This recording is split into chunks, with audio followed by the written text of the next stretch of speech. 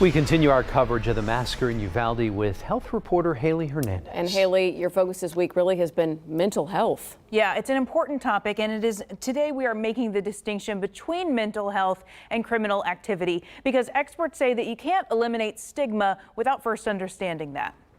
The shooter in Uvalde has no known reported mental health history, but whenever something like this happens, it's a question people find natural to ask. Even though Dr. Mary Aitken tells me crime is out of the ordinary and mental illness is not. There are a lot of people with mental illnesses, and the vast majority of them are more likely to be a victim of crime than they are to commit a crime. Jamie Freeney with Mental Health America agrees and says some behavioral problems are confused for mental illness when in reality they're a cry for help.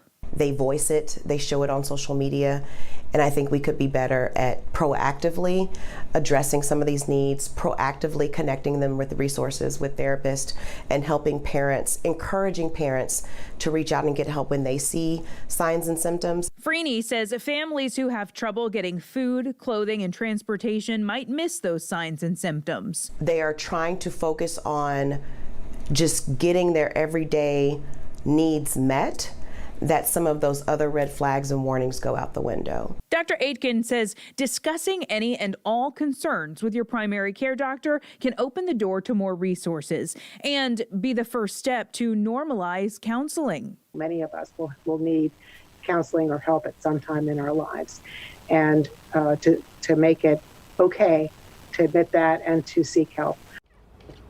Now, another reason to admit that and seek help is because of secondary trauma. Just by reading and watching these accounts of what's happening in Uvalde, it puts people, including children, at risk for secondary trauma. Dr. Aitken recommends that you avoid or you limit that your children's media intake, and for very young kids, that should be as little as possible, if not none. I think a lot of parents are going to go with none. Yeah, it makes sense, especially right now. All right, Haley, thank you.